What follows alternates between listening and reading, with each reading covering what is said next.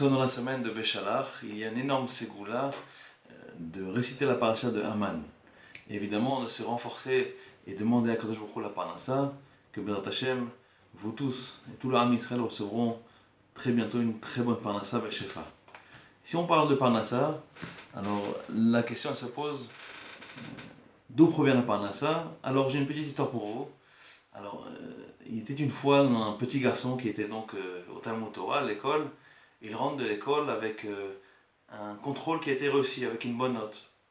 Cette famille était une famille nombreuse à Jérusalem, plus de 15 enfants. Et donc le père était tellement content pour cet enfant, il dit: bravo mon fils, je suis fier de toi. Eh bien, je dois te donner maintenant une récompense. Voilà qu'il cherche dans ses poches un peu d'argent, il trouve une pièce de 10 agourotes, 10 centimes de shekel. Et donc il lui dit: tiens mon fils. Maintenant l'enfant il est content, il a reçu une pièce. Quel beau cadeau. Tout de suite il descend, il court au chouk Mahane Yehuda, au chouk, donc au marché, pour trouver le premier magasin de bonbons, de chocolat.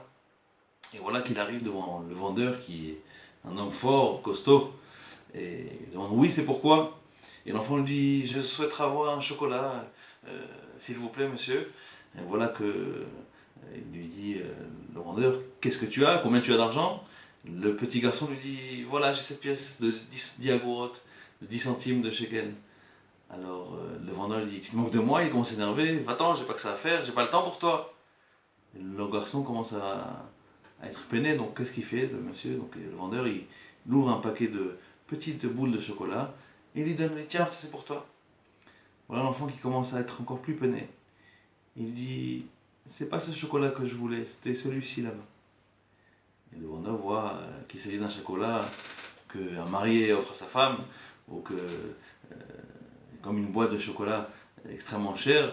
Et donc il dit: mais tu rêves ou quoi? C'est pas du tout le prix que tu as. Il n'est pas question. Va-t'en de là, tu m'embêtes. Voilà que l'enfant s'assoit dans l'escalier de l'entrée du magasin. Il commence à pleurer, pleurer, pleurer. Le vendeur ne supporte plus les pleurs. Il a de la peine pour lui. Il dit: bon, si c'est comme ça, alors tiens, prends. Prends un chocolat qui a une grande valeur. L'enfant, il regarde, il dit: je peux pas, j'ai honte de prendre. Quoi? Tu continues à m'énerver? Bon, allez, prends. Voilà que le vendeur remplit sa main et lui donne. Il dit: va-t'en et ne reviens plus jamais. Voilà que l'enfant rentre content à la maison. Le père le voit arriver avec une montagne de chocolat qui coûte très cher. Il dit: mais d'où tu viens? Qu'est-ce que tu as fait? Comment tu as pu acheter ça? Il dit: non, c'est le vendeur qui m'a donné, c'est le vendeur qui m'a offert. Et tu es sûr, c'est pas du vol? Donc le père va vérifier de lui-même, va chez le vendeur, il lui dit: c'est mon fils, je m'excuse, est-ce qu'il vous a vraiment acheté ça ou vous lui avez donné? Non, vous inquiétez pas, c'est une mitzvah, prenez, vous êtes une famille nombreuse, gardez ça, c'est pour vous. Maintenant, lorsque le père rentre chez lui, il pose la question à son enfant. Il lui dit: je comprends pas pourquoi tu as dit au vendeur que tu avais honte. Il te dit: prends, prends, pourquoi tu lui dis que tu as honte et que tu veux pas prendre? Voilà le fils qui le regarde et lui dit: papa, j'avais pas du tout honte. En réalité, regarde ma main, elle est petite. Combien je peux mettre dans cette petite main de bonbons de chocolat? Très peu, 2, 3. Lorsque je lui dis j'ai honte, alors sous-entendu, prends-toi avec tes grosses mains de vendeur, quelqu'un de fort, prends-toi avec tes grosses mains, il y en aura 10 fois plus. Et donc je lui ai dit, parce que j'avais honte, j'ai pas vraiment honte, c'était surtout pour qu'il me donne beaucoup plus. Ça, c'est une image que nos sages nous donnent. Mais c'est pour nous montrer que, en réalité, notre main à nous, elle est toute petite, comme un enfant. Et que Kadosh Baruch Hu, seul lui, a une main immense pour donner le shefa, la bracha, la slacha. Vous savez, on dit dans le Birkat Amazon: Vena, al tatzrichenu Adonai Elohenu, l'idée matanot basar vadam, velo l'idée alvatam. On demande à Hachem dans le Birkat Amazon: s'il te plaît Hachem, ne nous envoie pas cette malédiction de demander aux autres, demander aux gens l'argent. Velo l'idée alvatam, on ne veut pas emprunter de l'argent, on ne veut pas des prêts et des emprunts. Ela liadecha hamelea ve'achava ashira va'petucha. On veut de ta main, la grande, l'immense main de la Kadosh Baruch Hu, la grande, la puissante, la pleine. Ta main à toi, elle est pleine. Mes chers amis, chacun d'entre nous travaillons pour essayer un petit peu de gagner de la parnassa. Pour celui ou celle qui gagne 500 euros, 1000 euros, 2000 euros, 10 000 euros, c'est bien.